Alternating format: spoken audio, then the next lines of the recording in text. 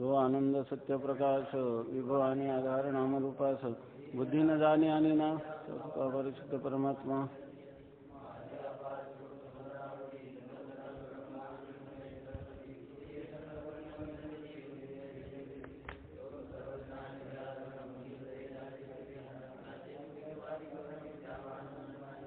ज्याच्या ज्ञाने भाषे जगत जसा दोरी हरी सर्प दिसत परी दोरी ठाय ना सर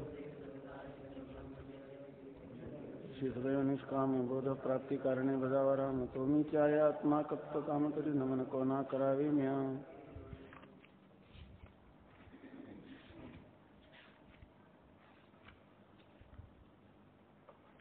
तरंग 6वा.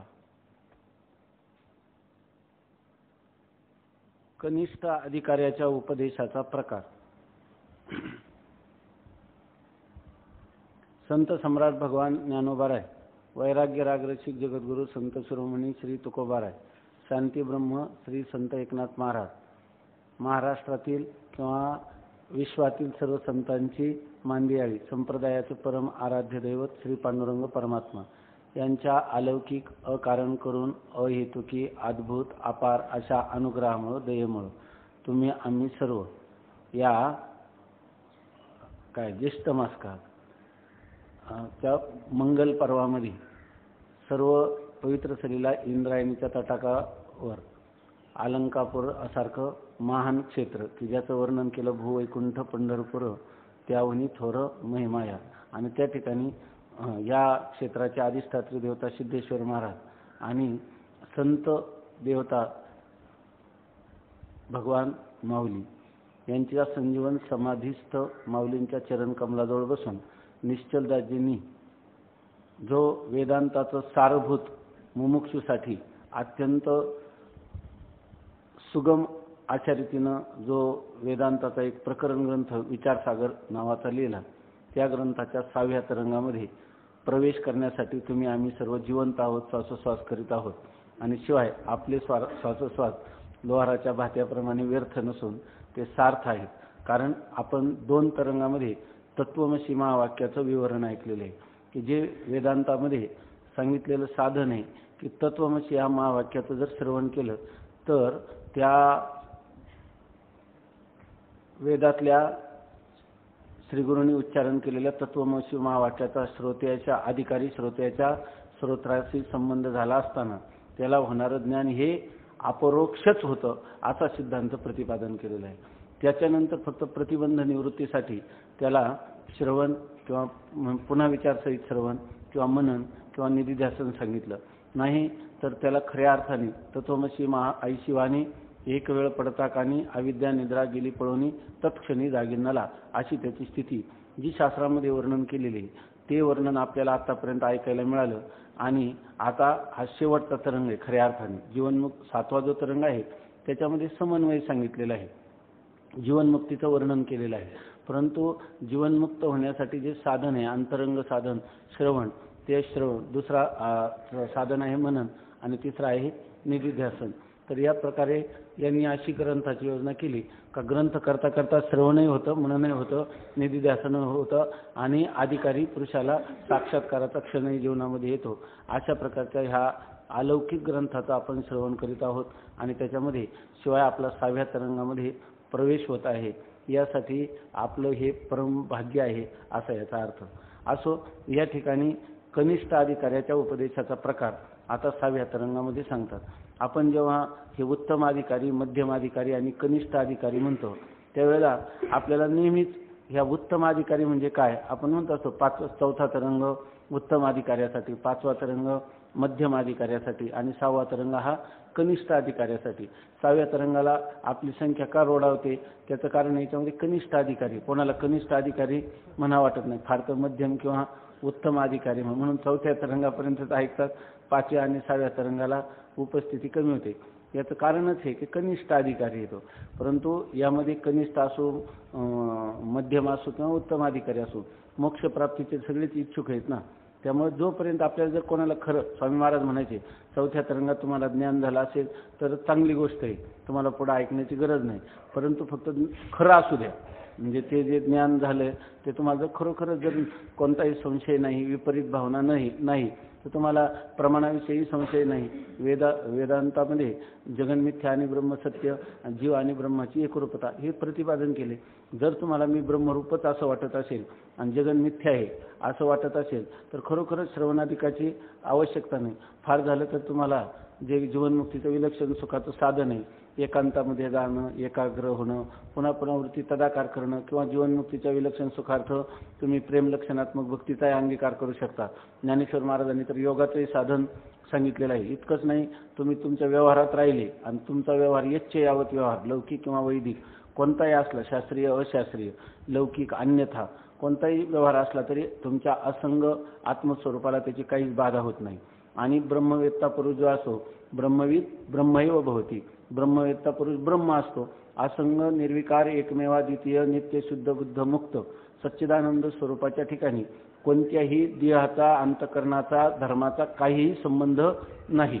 त्या ठिकाणी फक्त ते भासमान होणार आहे. ते लोकदृष्टीनं भासमान होतं, स्वदृष्टीनं तो पदार्थ आत्मस्वरूपच झालेला असतो. ज्ञानीपुरुषाच्या दृष्टीनं जगत प्रपंच, देहाधिक प्रपंच याला वेगळी सत्ता नसून ते सर्व आत्मरूपच आहे. काल आपण चिंतन केलं, रामतीर्थ प्रत्येक व्याख्यानामध्ये काय म्हणतात, माझ्या आत्मरूप बंधूंनो, आणि स्वामी विवेकानंद काय म्हणतात, माझ्या बंधू आणि भगिनींनो.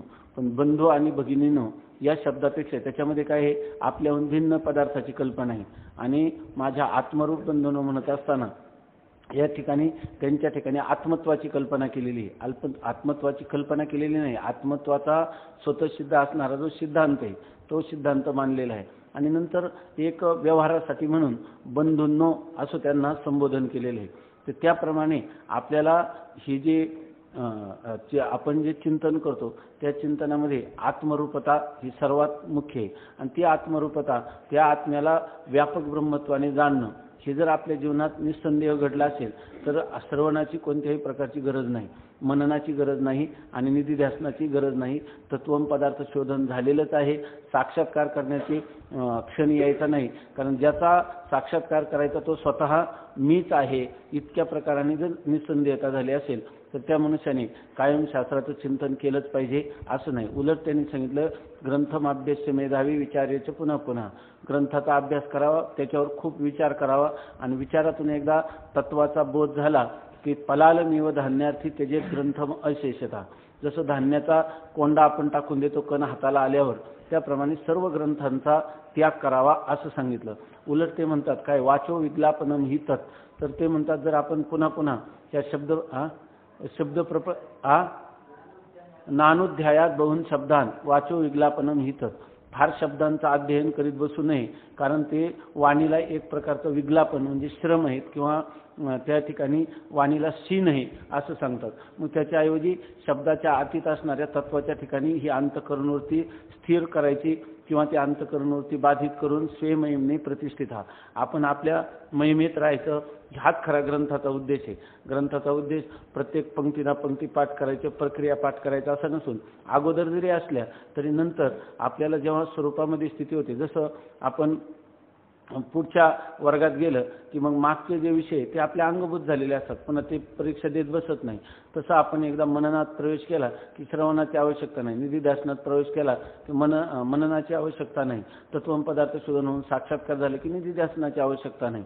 अशा प्रकारची ही सोपान परंपरा आहे, पायऱ्या पायऱ्यांनी आहे. तर आपण मात्र पण याच्यामध्ये असाही क्रम आहे की जर एखाद्याचं पूर्वपुण्य खूप असेल अदृष्ट वशामध्ये तर त्याला फक्त श्रीगुरूंची भेट होऊन त्याला केवळ तो ब्रह्म आहे आपातता त्याला थोडंसं वाच्यार्थ लक्षार्थ सांगितलं तरी त्याला त्याच्याविषयीची निस्संदेहता, तत्वमसी महावाक्याविषयी त्याचा अंतकरण निस्संदेह होतं. त्याच्या ठिकाणी कोणताही विपर्यय होत नाही. विस्मरण कधी हो, व्यवहार कालामध्ये तो खात असताना काही क्रिया करत असताना त्याला मी आत्मा आहे याचं विस्मरण होऊ शकतं, पण विस्मरणाने अनर्थ होत नाही, विपर्ययाने अनर्थ होत असतो. जसं आपण पुरुष आहे याचं आपल्याला काही स्मरण करावं लागतं का, सारखं विस्मरण होत असतं, पण आपल्याला कधी मी पुरुष आहे याची आठवण करावी लागत नाही. आणि मी स्त्री नाही हेही चिंतन करावं लागत नाही. मी पुरुष आहे याचं चिंतन न करता देखील मी पुरुष आहे असा जसा निश्चय निश्चय, याला म्हणतात निश्चया वाचून निश्चय. खरा निश्चय झाला असं कधी म्हणायचं? जर अजून आपल्याला निश्चय करावा लागत असेल तर तो निश्चय नाही. पती आणि पत्नी यांचं जेव्हा अग्निब्राह्मणाच्या साक्षीनं लग्न होतं त्यावेळेला जित्या रोटी मेल्या माती, स्वामी महाराज सांगायचे जिवंत आहे तोपर्यंत तिला मी अन्न देणार, मेल्यानंतर तिला मीच माती देणार. हा जो पतीचा निश्चय होत असतो, हा निश्चय त्याला किती वेळा जतन करावा लागतो? पुन्हा काहीच नाही, आयुष्य मरेपर्यंत त्याचा निश्चय असतो, पण हा निश्चय त्याला जतन करावा लागतो का? आणि अशी स्थिती ही खरी निश्चयाची स्थिती. निश्चय न करता निश्चय असणं. कारण निश्चय करणारी इतकंच नाही, निश्चय करणारी जी बुद्धी आहे की नाही, ती बुद्धी निश्चय करते. बुद्धी निश्चय आत्मज्ञान. परंतु बुद्धी ज्याचा निश्चय करते ते मी आहे का निश्चय करणारा मी आहे? बुद्धीचा निश्चय ज्याच्यामुळे होतो ते मी आहे. बुद्धी निश्चय म्हणजे बुद्धी निश्चय करते त्या बुद्धीचा मी द्रष्टा आहे का बुद्धिस्त मी आहे? खरा जो मी आहे तो बुद्धी म्हणजे मी नाही. बुद्धीत पडलेला चिदाभास मी नाही. चिदाभास असा निश्चय करतो बुद्धीचे धर्म, बुद्धी हे मी नाही आणि माझे नाही, पण मी बुद्धीत असल्यामुळे माझ्या ठिकाणी दिसतात. मी बुद्धीचा नाही, मी कोणाचा आहे? ते कुटस्थाचा आहे. अशा प्रकारचा चिदाभास निश्चय करतो, बुद्धीचा बात करतो, बुद्धीच्या धर्माचा बात करतो आणि आपल्या बुद्धीमुळे प्राप्त झालेलं जे विशेष स्वरूप आहे त्याचा बात करतो. आणि सत्सामान्य जे चैतन्य आहे, कुटस्थ निर्विकार असणारा असंग चैतन्य सच्चिदानंद स्वरूप ते मी आहे असा तो चिदाभास निश्चय करतो. आणि निश्चय केल्यानंतर आता तो काय झाला? चैतन्य रूप झाला. स्वामी महाराज सांगायचे की आई आणि वडील यांचं भांडण चाललं तर मुलांनी कुठं जावं? मुलाने आईचा आश्रय घ्यावा की वडिलांचा आश्रय घ्यावा? आपल्या भारतीय संस्कृतीप्रमाणे सर्व त्याच्या इस्टेटीचा मालक कोण असतो? वडील असतात, आहे की नाही? आई परतंत्र असते. मुलगा जर आईकडे गेला तर त्याला वडिलांची जी इस्टेट आहे ती मिळणार नाही. म्हणून त्यांनी कोणाचा म्हणावं? मी आईचा म्हणावं की वडिलांचा म्हणावं? त्यांनी वादच निर्माण झाला. आई वडील दोन्ही एकरूप आहे, पण वादच निर्माण झाला तर कोणाचं म्हणावं? मी वडिलांचा आहे. त्याप्रमाणे आपण जर सच्चिदानंद घन इस्टेट आपल्याला पाहिजे असेल तर चिदाभासाने कोणता निश्चय करावा? मी ब्रह्म आहे असा निश्चय करावा आणि आपल्या स्वतःच्या धर्माचा बात करावा. आपल्याला असं वाटतं की त्याचं स्वतःचं अस्तित्व संपलं, पण जर स्वतःचं अस्तित्व संपलं तर त्याला प्राप्त होणारं काय आहे? त्याचं स्वतःचं अस्तित्व संपलं म्हणजे काय? तो दरिद्री होता. मी सुखी दुःखी जन्ममरण धर्मवान असं म्हणत होता. तुम्ही माणसाला वाटतं, स्वामी महाराज म्हणायचे माशी सगळ्या ठिकाणी बसते पण विस्तारावर बसत नाही. त्याप्रमाणे चिदाभासाला आपलं स्वत्व समर्पण करावं वाटत नाही किंवा चिदाभासाला आपलं स्वत्व बाधित करावं असं वाटत नाही. पण खरं जर पाहिलं तर आता हा कसा आहे? सुखी दुःखी अंतकरणाचे धर्म, देहाचे धर्म, सगळे स्थूल सूक्ष्म कारणाचे धर्म सगळे आपल्या ठिकाणी घेतलेले आहेत. आणि त्याच्यामुळे काय त्याची अवस्था झालेली आहे? त्याची अवस्था अत्यंत बिकट अशी अवस्था झाली. आणि तो जर सच्चिदानंद स्वरूपात घेतला तर त्याची हानी आहे का त्याला लाभ आहे? त्याला लाभ आहे. आणि तो लाभ कोणता आहे? की असा लाभ झाला की का आत्मलाभातनं परम लाभ हा, म्हणून स्मृतीमध्ये सांगितलं आत्मलाभा एवढा कोणताच लाभ नाही. म्हणून तो आत्मार्थी पृथ्वीम तेजेत. जर आपला आत्मप्राप्ती होत असेल तर सगळ्या पृथ्वीच्या ऐश्वर्याचा देखील त्याग करावा. याप्रमाणे बाद समानाधिकरण्याने तो आपल्या आत्मस्वरूपाशी एकात्म भावाला तो प्राप्त होतो. अशा प्रकारची ही स्थिती आहे. आणि ही स्थिती प्राप्त व्हावी म्हणून या ग्रंथकारांचं सर्वच्या सर्व प्रयत्न आहे. आणि त्या प्रयत्नाला अनुरूप त्यांनी 2 तरंग सांगितले. कोणता? चौथा तरंग आणि 5वा तरंग. चौथा तरंग जो आहे तो उत्तम अधिकाऱ्यासाठी सांगितला आणि 5वा तरंग हा मध्यम अधिकाऱ्यासाठी सांगितला. त्याच्यापैकी आपलं चिंतन हे चाललं होतं की बऱ्याच वेळेला आपल्याला वाटतं की उत्तम अधिकारी कोणाला म्हणायचं आणि मध्यम अधिकारी कोणाला म्हणायचं, कनिष्ठ अधिकारी कोणाला म्हणायचं. याविषयी या संस्कृत विचारसागरामध्ये थोडंसं टिप्पणी दिलेली मी थोडक्यात वाचतो. यशांतकरणं पूर्वपुण्य परिपाकवशात अत्यंतम शुद्धम अस्ति यस्य गुरुपदिष्ट महावाक्यरूप शब्द प्रमाणेन सुदृढः बोधः जातः यस्य च तादृश सुदृढ बोधोदयानंतरम संशयादि निवृत्तये श्रवणादि साधनांतरम न अपेक्षितम सहा एव उत्तमाधिकारी यस्य तु अंतःकरणेन अत्यंतम शुद्धम यस्य तु अंतःकरणम न अत्यंतम शुद्धम किंतु ईशन मल विक्षेपादि दोषयुक्तम सहा मध्यम अधिकारी अथवा कनिष्ठ अधिकारी महावाक्य रूप शब्दात अपरोक्ष ज्ञानोदयानंतरम अपि संशयादि निवृत्तये तेन श्रवणादिकम अनुष्ठेयम.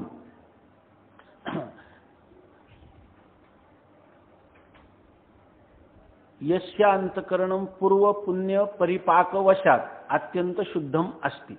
म्हणजे पूर्वजन्मात केलेले त्यांनी अनेक प्रकारचं नामस्मरण, योग, दान, जप, तप अशी साधनं केली आणि ती सगळी साधनं कशासाठी केली? ती सर्व साधनं केली की मला मोक्ष प्राप्ती व्हावी याच्यासाठी। याचा अर्थ त्यांनी कोणतंही सकाम अनुष्ठान केलेलं नाही, निषिद्ध कर्माचं त्यांनी जीवनामध्ये आचरण केलेलं नाही आणि जे विधीपूर्वक कर्माचं आचरण केले ते सुद्धा काही ईश्वरार्पण बुद्धीनं निष्काम भावनेने कर्तृत्वमत फलास्वाद टाकून अशा प्रकारचं ज्यांनी पूर्वी ज्यांनी कर्म उपासना केली आहे आणि त्याच्या बलाने तीही निष्काम कर्म आणि उपासना आणि त्याच्या सामर्थ्याने त्याचा अंतःकरण अत्यंत शुद्ध झालेला आहे। म्हणजे त्याच्या अंतःकरणात मल आणि विक्षेप या दोषांची पूर्णपणे निवृत्ती झालेली आहे। मल नाम पापवासना, ज्याच्या अंतःकरणात विषयपाशी आलिया सेनरिघे काय म्हणूनी, त्याच्या अंतःकरणामध्ये कोणत्याही विषयाची कामना होऊ शकत नाही, म्हणजे निषिद्ध विषयाची कामना त्याच्या अंतःकरणामध्ये नाही आणि याशिवाय विक्षेप म्हणजे त्याच्या चित्ताचं कोणत्याही प्रकारचं चंचलता नाही, फक्त त्याला आत्मस्वरूप मी कोण आहे एवढंच त्याला ज्ञान नाही। थोडक्यात काय, आत्मस्वरूपाच्या ठिकाणी अज्ञानाचं फक्त आवरण आहे, मी कोण आहे याचं त्याला अज्ञान आहे आणि अशा पुरुषाला ऐशी कर्मे साम्यदशा होय जेथ विरेशा तेथ श्रीगुरु अपैसा भेटेचे गा। अशा ह्या निष्काम कर्माच्या पुण्याईने उपासनेच्या पुण्याईने ते जे काही अदृष्ट निर्माण झालं त्याच्या बलाने त्याला श्रीगुरु त्याच्या जीवनामध्ये प्राप्त होऊन त्या श्रीगुरूंनी त्याला तत्वमसी महावाक्याचा उपदेश केला की त्या ठिकाणी त्याची लगेच अहम ब्रह्मास्मी इत्याकारक वृत्ती होते आणि त्याच्या अज्ञानाचा नाश होतो, आवरणाचा भंग होतो, त्याला काहीही करावं लागत नाही। म्हणजे फक्त तत्वमसी असं वाक्य ऐकल्याबरोबर अविद्या निद्रा गेली पळोनी असा जो अधिकारी आहे त्याला म्हणतात की उत्तम अधिकारी आणि त्याला महावाक्याने जो बोध होतो ना तो सुदृढ बोध होतो। खरं तर आपण काय म्हणतो, दृढ अपरोक्ष ज्ञान आणि अदृढ अपरोक्ष ज्ञान, त्याला ह्या टीकेमध्ये काय म्हणले, सुदृढ अपरोक्ष ज्ञान म्हणजे ज्या इतकं भक्कम की त्याच्यामध्ये पुन्हा कधीही प्रमाणा संभावना प्रमेया संभावना म्हणजे ब्रह्माच्या ब्रह्म एक आहे की जीव आणि ब्रह्म यांच्यामध्ये भेद आहे अशा प्रकारचं कधी प्रमेय, जीव आणि ब्रह्म एकच आहे त्याविषयी त्याला कोणताही संशय नाही। किंवा शास्त्राचं तात्पर्य काय आहे, शास्त्राचं तात्पर्य जीव आणि ब्रह्माची एकताच आहे हे सांगण्यात आहे आणि आपल्या स्वतःविषयी जेव्हा विचार करतो तेव्हा मी ब्रह्मच आहे याच्याविषयी मी देह असणं कधीच संभवनीय नाही असा त्याचा जो दृढ निश्चय होतो त्याला सुदृढ निश्चय असं म्हणतात। मग आता त्याला मी देह आहे असं स्वप्नात देखील कधी वाटत नाही किंवा त्याला ब्रह्म आणि जीव याचा भेद आहे असं स्वप्नात देखील वाटत नाही आणि शास्त्राचं तात्पर्य जीव आणि ब्रह्माचा भेद सांगण्यात आहे असंही त्याला कधी वाटत नाही। असा जो पुरुष आहे हा जो संशय आणि विपर्यय ह्या दोन्हींनी रहित, संशय म्हणजे प्रमाणगत संशय आणि प्रमेयगत संशय दोन्ही नाही आणि कधीही विपर्यय होत नाही असा बोधाला हा पुरुष प्राप्त होतो, त्यालाच म्हणतात ज्ञानवान पुरुष, त्यालाच म्हणतात विद्वान, त्यालाच म्हणतात तत्वज्ञ। तत्वज्ञ स्वामी महाराज सांगायचे तत्वज्ञान कशाला म्हणतात, संशय आणि विपर्यय राहित्य याला तत्वज्ञान म्हणतात। मग अशा रीतीनं असा हा जो ज्ञानवान पुरुष आहे याला म्हणायचं उत्तम अधिकारी, अशा ज्ञानाचा अधिकारी। आता या ठिकाणी ही स्थिती कधी कळेल आपल्याला हा उत्तम अधिकारी आहे, हे फलबल कल्पे आहे की नाही।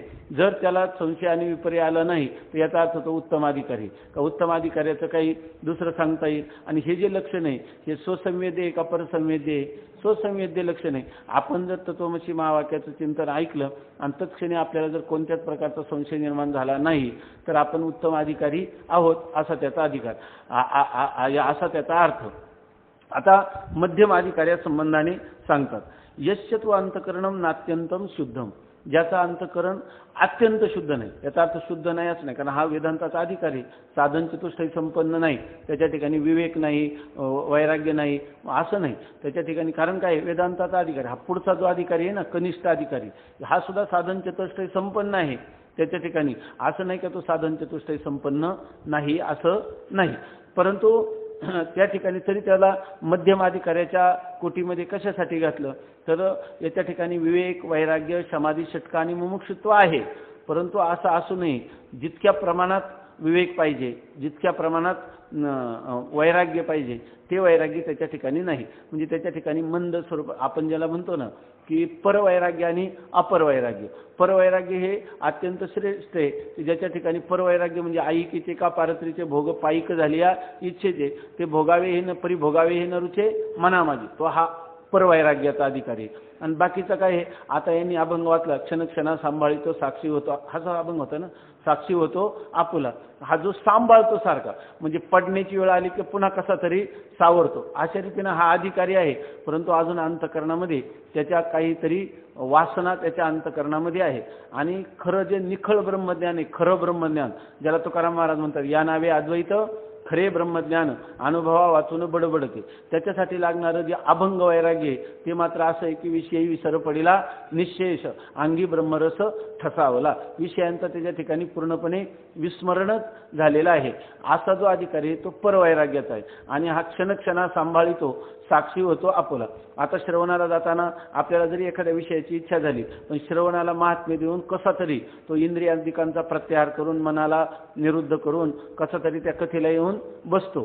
तर हा जो अधिकारी हा मध्यम अधिकारी आहे. याचा अर्थ तो श्रवणाला अधिकारी नाही असं नाही, श्रवण तो करतोय, परंतु एक श्रवण करणारा जो आहे त्याच्या चित्तात काहीच नाही, त्याच्या चित्तात विषय येतच नाही. आणि दुसरा विषय चित्तामध्ये येतात परंतु त्याचा निरोध करतो. थोडक्यात त्याच्या ठिकाणी चित्ताची चंचलता पण असते आणि चित्तामध्ये काही निषिद्ध कर्म करण्याविषयीच्या पापवासना पण त्याच्या अंतकरणात असतात. पण श्रवणाला त्या प्रतिबंधक जेवढ्या त्या चित्ताच्या विक्षेपानी मल आहे किंवा ज्या पापवासना किंवा चित्ताचे जे चांचल्य आहे त्याचा तो त्या श्रवण करण्यापुरता किंवा मनन करण्या इतका निरोध करतो, परंतु त्याच्या चित्तातून पूर्णपणे विषय वासना मात्र गेलेल्या नाही. अशा वेळेला हा जो पुरुष आहे तो मध्यम अधिकारी आहे. आणि त्याच्यातही आणखीन त्याच्या चित्तामध्ये जर अधिकच ह्या मध्यम अधिकाऱ्यापेक्षाही जर अधिक तीव्र स्वरूपाच्या वासना किंवा चित्ताचं चांचल्य असेल तर त्याला काय तो आणखी कनिष्ठ अधिकारी. त्याच्यातही पुन्हा एक बुद्धिमांद्य नावाचा प्रतिबंध सांगितला की ज्याच्या ठिकाणी ऐकण्याची इच्छा असते, मोक्षाची इच्छा असते, खूप एकाग्र होतो, चित्तामध्ये कोणत्या प्रकारच्या पापवासना नाही, असं असून देखील तो म्हणतो मला विषय कळतच नाही. कारण ब्रह्मदेवाने जेव्हा बुद्धीची वाटप केली त्यावेळेला ह्याला बुद्धीचं प्रत्येकाला बुद्धी कमी जास्त आलेली, त्याप्रमाणे याच्या ठिकाणी त्या बुद्धीची मंदता असते. त्या विषयांच्या गंभीर अशा विषयामध्ये त्याच्या बुद्धीचा प्रवेश होऊ शकत नाही. त्याला संतांविषयी शास्त्राविषयी श्रद्धा आहे, साधन तत्परही आहे, परंतु कितीही प्रयत्न केला तरी त्याच्या बुद्धीवर हे तत्व आरूढ होत नाही. हा एक प्रकारचा पूर्व त्याच्या अदृष्टाचाच हा प्रतिबंध असतो. पण शास्त्र अत्यंत दयाळू आहे, तर अशाही पुरुषाला काही प्राप्त होईल की नाही त्याच्यासाठी शास्त्राने जे काही चिंतन सांगितले ते सांगितलं लय चिंतन, प्रणवोपासना, अहंग्रहोपासना, जे 5व्या तरंगामध्ये साधन सांगितलं. याचा अर्थ तो अधिकारी जो आहे तो मुमुक्षु आहे, परंतु त्याच्या ठिकाणी त्याचं बुद्धिमांद्य प्रतिबंध आहे किंवा हा झाला एक प्रतिबंध. आणि केवळ बुद्धिमांद्यचे असं नाही तर ते सुद्धा त्याच्या ठिकाणी हे ज्या आता सांगितलं आपण की दोष आहे ज्याच्या बुद्धीमध्ये, ज्याची बुद्धी सदोष आहे म्हणजे ज्याच्या ठिकाणी मलविक्षेप आहेत आणि मलविक्षेप असल्यामुळेही कधी कधी त्याचा ग्रंथामध्ये प्रवेश होऊ शकत नाही. आणि प्रवेश करण्याची तर इच्छा आहे तर त्याचं मुख्य कारण असतं की तो म्हणतो की प्रवेश का होत नाही. खरं असं कोणताही बुद्धी खूप आपल्या ह्या मनोवैज्ञानिकांनी लिहून ठेवले. आपण म्हणतो की याची बुद्धी तीव्र आहे, याची बुद्धी मंद आहे. जर ते मनोवैज्ञानिक म्हणतात की बुद्धी तीव्र नाही मंद नाही, आपण तिला जशी तलवारीला धार दिली तर त्या ठिकाणी ती तलवारीला धार दिली तर ती आपलं कार्य करत राहते. आणि किती चांगली तलवार असली आणि 100 वर्ष मेहनत ठेवली तर ती गंजून जाते. त्याप्रमाणे बुद्धीला आपण उजाळा दिला पाहिजे. भले एक वेळा आपल्याला नाही समजलं, 2 वेळा, 4 वेळा, 10 वेळा, कोणत्याही वेळेला जर आपण अनेक वेळा म्हणजे ज्याला म्हणतात आवृत्ती अभ्यास, काय अभ्यासाची सांग न कळे काय असाध्य ते साध्य करिता सायास कारण अभ्यास तुका म्हणे. शास्त्रकारांचं म्हणणं की जर वारंवार केलं तर तुमची बुद्धी किती मंद असली तरी त्याच्या ठिकाणी ती बुद्धी तीव्र होऊ शकते, तीव्रतर होऊ शकते, तीव्रतम होऊ शकते, परंतु त्याच्यासाठी वारंवार अभ्यास केला पाहिजे. आणि असं आहे की आपल्याला काय वाटतं हे चाललं होतं आपलं की मुख्य कारण काय असतं. मुख्य कारण असतं चित्ताचं अनैकाग्र्य, म्हणजे चित्ताची एकाग्रता न होणं. मग चित्ताची एकाग्रता का होत नाही? तर अनंत बुद्धीचे तरंग क्षणक्षणा पालटती रंग धरो जाता संग तो तो होय बाधक, अशी आपली खरी स्थिती आहे. म्हणून आपलं चित्त एकाग्र व्हायला पाहिजे आणि चित्ताच्या एकाग्रतेसाठी ह्या लय चिंतनाचा उपयोग आहे, नामस्मरणाचा उपयोग आहे, ध्यानधारणेचा उपयोग आहे, योगाच्या अष्टांग योगाच्या साधनेचा उपयोग आहे. परंतु आपलं साध्य काय? मोक्ष आहे. परंतु मोक्षाला प्रतिबंध काय आहे? चित्त एकाग्र न होणं. आणि वेदांताचं श्रवण करताना चित्ताची एकाग्रता तर पाहिजे. मग त्या चित्ताच्या एकाग्रतेसाठी देखील ह्या प्रणवोपासनेचा आपल्याला भरपूर उपयोग होतो, अशी गोष्ट आहे. तर तुम्ही म्हणता चित्ताची एकाग्रता का होत नाही? तर त्याचं कारण आहे की त्या मनुष्याच्या ठिकाणी शरीराचे किंवा मनाचे किंवा वाणीचे असणारे जे दोष आहेत, त्या दोषामुळे चित्ताची एकाग्रता होत नाही आणि तो कनिष्ठ अधिकाऱ्याच्या प्रकारात जाऊन पडतो, मध्यम किंवा कनिष्ठ अधिकाऱ्याच्या. तर त्याच्यामध्ये थोडा तरतम भाव घ्यावा.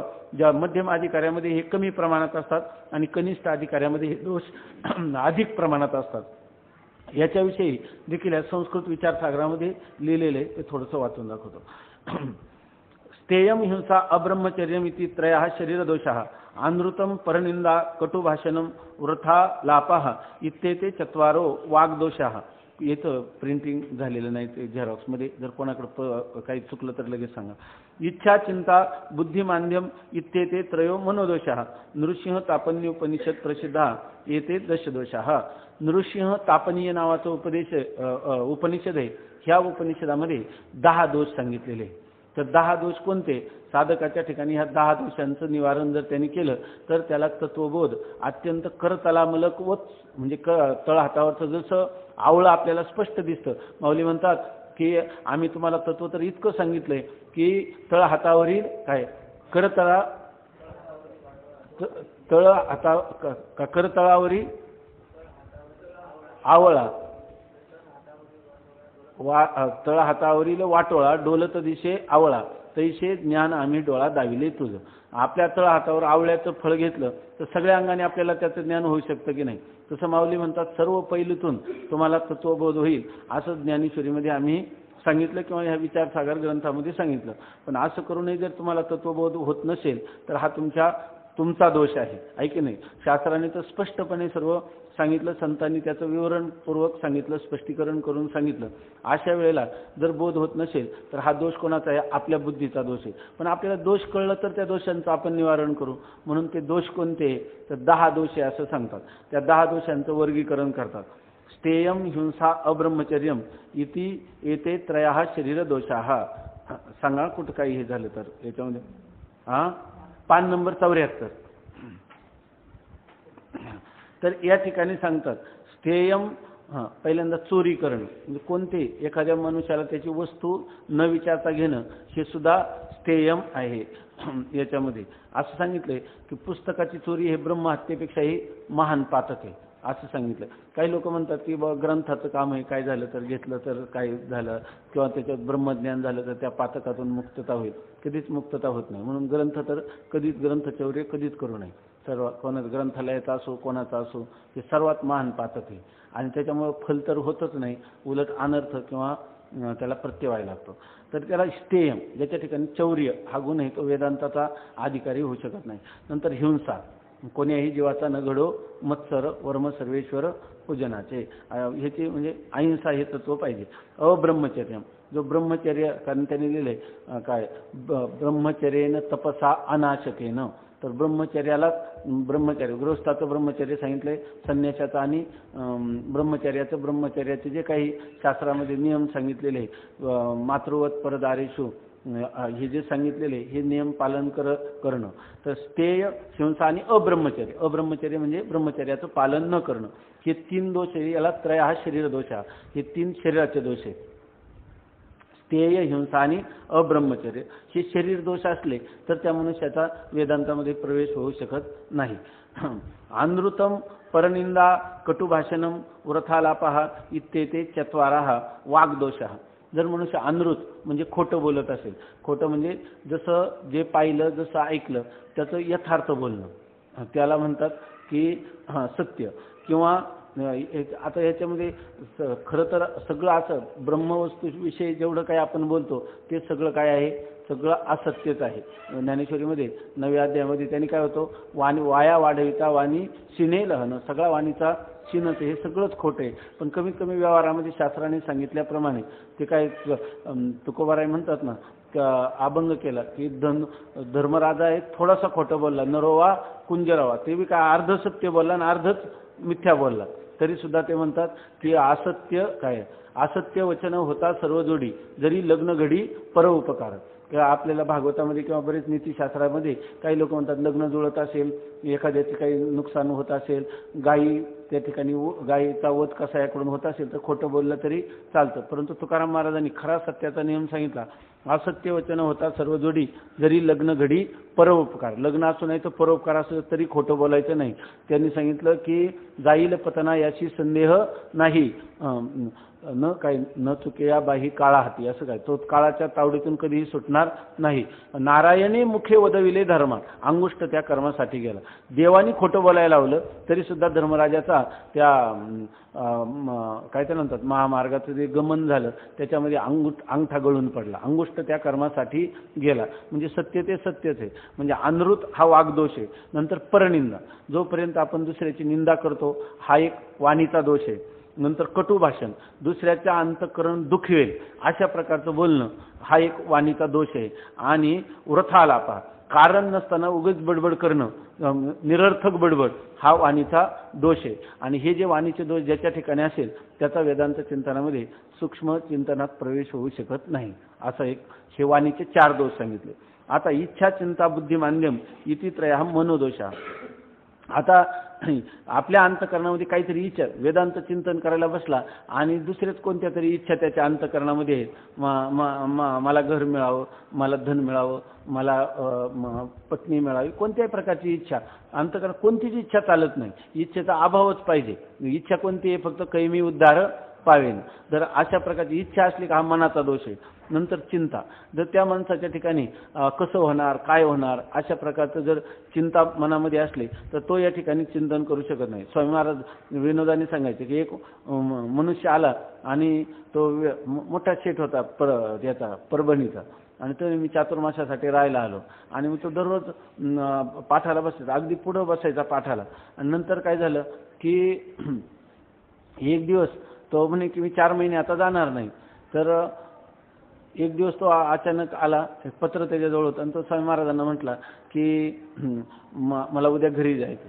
तर स्वामी महाराज त्याच्याकडून पाहून पाठ सांगायचे आणि सांगायचे बघा एवढा मोठा शेठ सगळं सोडलं आणि मग आला, तुम्ही तर अप्राप्ताचा त्याग करणं काही विशेष नाही, त्यांनी प्राप्ताचा त्याग केलेला आहे, आज किती त्यागी असं म्हणून तो पुढंच बसायचा. आणि स्वामी महाराज त्याला शेठ समजलं का असं विचारायचे. नंतर 1-1.5 महिने झाल्यानंतर तो एक दिवस आला पत्र हातात घेऊन, म्हणजे स्वामी महाराज आज रात्रीच्या गाडीने बसतो का बरं.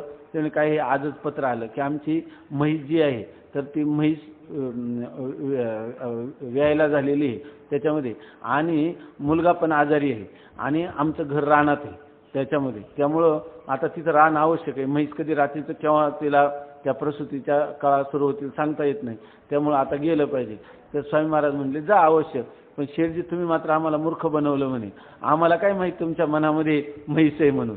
त्याची चिंता काय होते इथं काय सांगितलं, चिंता विलापरित, चिंता ज्याच्या ठिकाणी आहे असा पुरुष हा वेदांताचं श्रवण करू शकत नाही.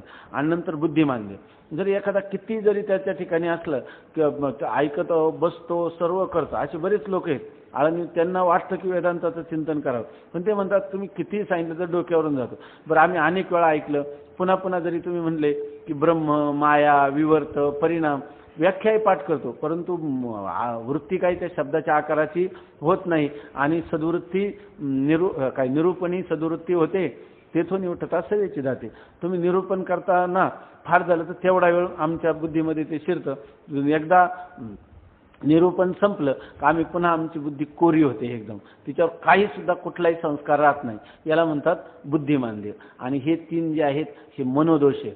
आता अर्थात याचं योगसूत्रामध्ये भरपूर दिले, पातंजली योगसूत्रामध्ये हे दोष आहे, मग या दोषांच्या निवारणाची काय साधनं ती साधनं पण सांगितली. आपल्याकडे सोपं साधन आहे, नामस्मरणाने हे सर्व दोष जाऊ शकतात. किंवा प्रत्येक वेदांत श्रवण जर आपण एकाग्रतेने करतो, तुम्ही म्हणाल मग बुद्धिमांद्य, बुद्धिमांद्याला आताच सांगितलं, किती बुद्धिमांद्य असू द्या, किती मनातले दोष असू द्या, जर वेदांताचं चिंतन करता करता चिंता ते पळाली गोकुळाबाहेरी, असं पण होऊ शकतं. बुद्धिमांद्य, खरी बुद्धी कोणती आहे? किती बुद्धिमंद असू द्या, परंतु त्या बुद्धीला ब्रह्म जर आरूढ झालं त्या बुद्धीवर प्रयत्न करता करता, तर त्या बुद्धीला काय आता मंद बुद्धी म्हणायची का? आता काय अशी म्हणावी लेकरू, आहे की नाही, जगाचा हा गुरु माय बाप, त्याचं वर्णन करतात त्याप्रमाणे हा होऊ शकतो.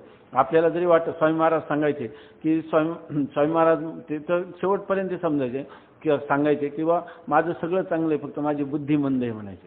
ते म्हणायचे पण काय आहे की माझ्या गुरुंनी मला आशीर्वाद दिला त्यामुळं मी त्याची काही चिंता करत नाही, असं ते सांगायचे.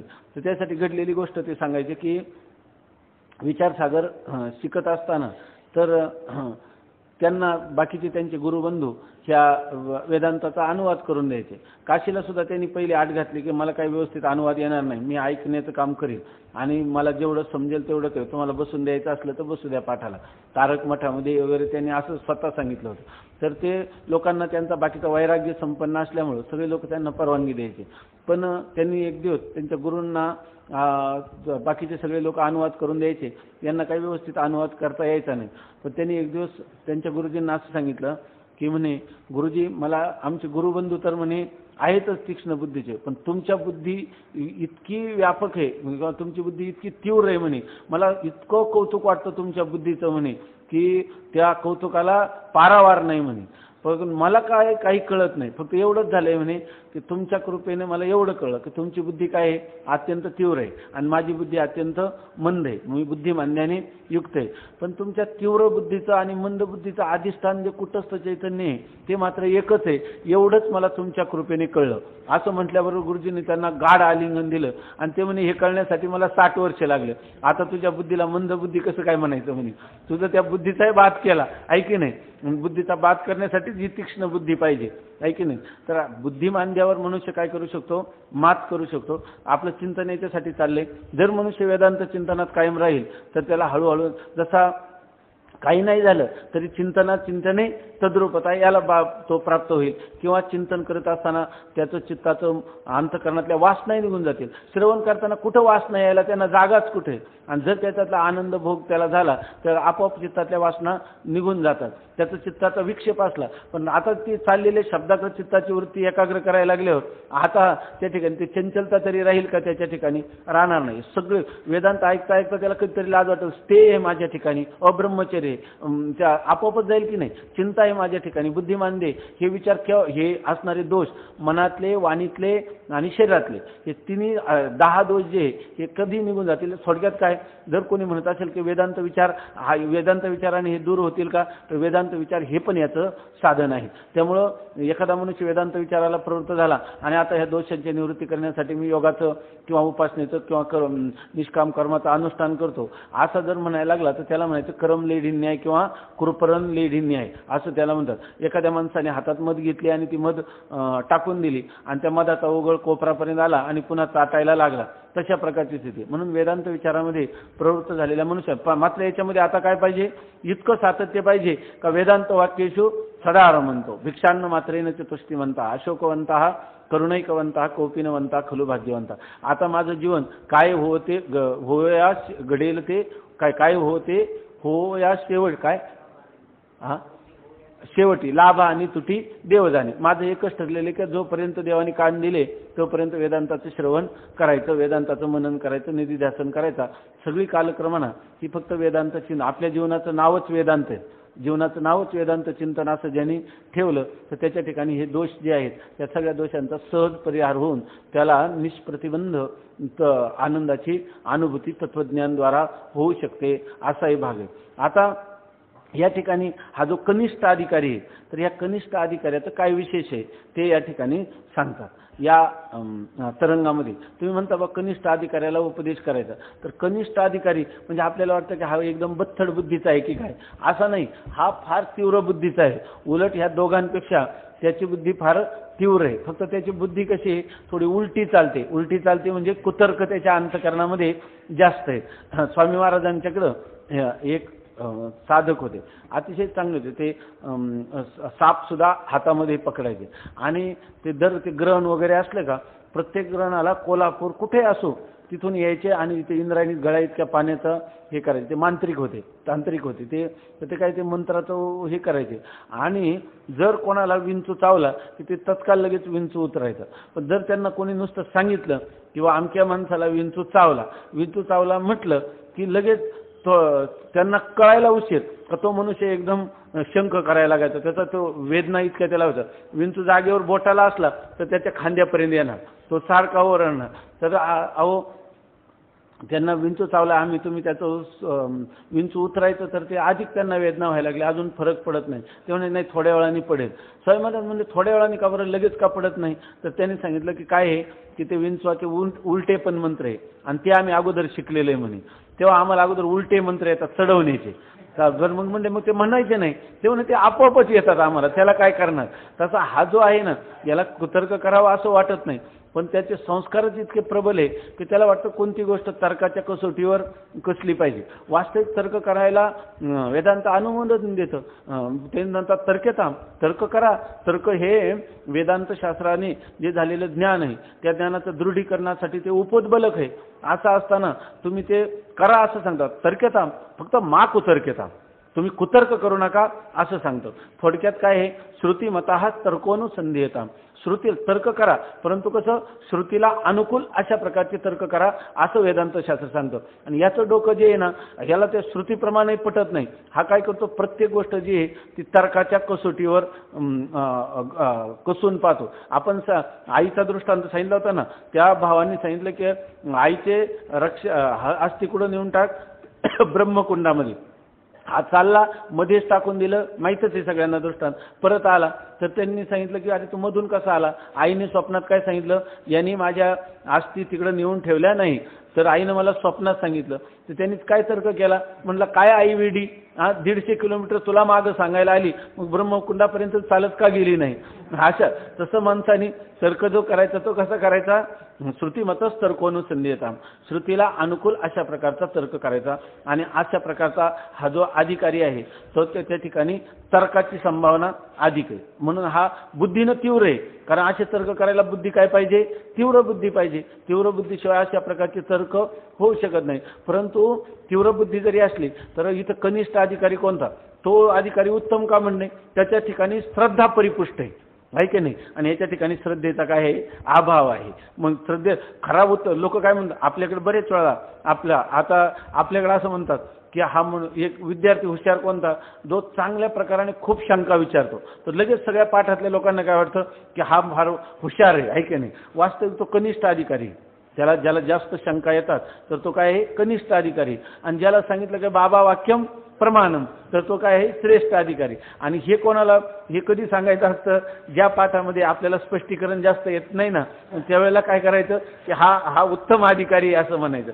म्हणजे तो कनिष्ठ अधिकारी बिचारा शंकाच करीत नाही, ऐके नाही ह्याच्यामध्ये. तर त्याच्यासाठी हा कनिष्ठ अधिकारी जो येतो तो काय, शंकाखोर आहे. थोडक्यामध्ये शंकाखोर आहे, परंतु मात्र जिज्ञासू मात्र आहे. आणि तुम्ही असंही समजू नका की त्याच्या ठिकाणी हे साधन चतुष्टय नाही. साधन चतुष्टय आहेत, परंतु आता एक गोष्ट अशी की आता मंद अधिकारी आणि उत्तम अधिकारी असं आपलं कनिष्ठ अधिकारी आणि मध्यम अधिकारी, ज्याच्यामध्ये हे शरीर जे 10 दोष आता सांगितले, ह्या 10 दोषांचं प्रामाण्य एकाच्या ठिकाणी ह्या 10 दोषांचा जवळजवळ अभाव असतो. दुसरा जो आहे तर त्याच्या ठिकाणी बरेचशा दोषांचं निराकरण झालेले असतं आणि काही दोष असतात आणि तेही फार अस्पष्ट स्वरूपात असतात पण वासना रूपाने स्थित असतात. आणि ह्याच्या ठिकाणी ज्या कनिष्ठ अधिकाऱ्याला, हा जो कनिष्ठ अधिकारी याला बुद्धिमांद्य तर नाही आणि हा शंका तर करतो. शंका करण्याला कारण जे काय आहे त्याचं अदृष्ट कमी पडतं आणि ते अदृष्ट ह्या शरीराच्या ठिकाणी असणारे 3 दोष, मनाच्या ठिकाणी असणारे 4 दोष आणि आपलं वाणीच्या ठिकाणी असणारे 4 दोष आणि मनाच्या ठिकाणी असणारे 3 दोष, ह्या 10 दोषांचं त्याच्या ठिकाणी आधिक्य असतं. आणि त्यामुळं त्याचा या ठिकाणी तत्व त्याच्या बुद्धीवर आरूढ होत नाही. तेव्हा तत्व बुद्धीवर आरूढ होताना त्यांनी दोन प्रकाराने करावं. एक ठिकाणी एक तर काय आपल्या दोषाचं निवारण करण्यासाठी प्रयत्न करावा आणि दुसरी गोष्ट श्रवणामध्ये अधिक प्रवृत्ती करून अधिक मननामध्ये कालक्रमाने अधिक करून त्याच्यामध्ये रंगून जावं. आणि अशा प्रकारचा जो पुरुष आहे तो ह्या 6व्या तरंगाचा काय आहे अधिकारी आहे. आणि ह्या पुरुषासाठी श्री गुरूंनी उपदेश केलेला आहे. म्हणजे हा कनिष्ठ अधिकाऱ्याला या ठिकाणी हा 6वा तरंग या ठिकाणी सांगितलेला आहे. बाकीचं उद्या पाहू. पुंडलिक वरदा हरी विठ्ठल श्री ज्ञानदेव तुकाराम ज्ञानेश्वर महाराज की जय.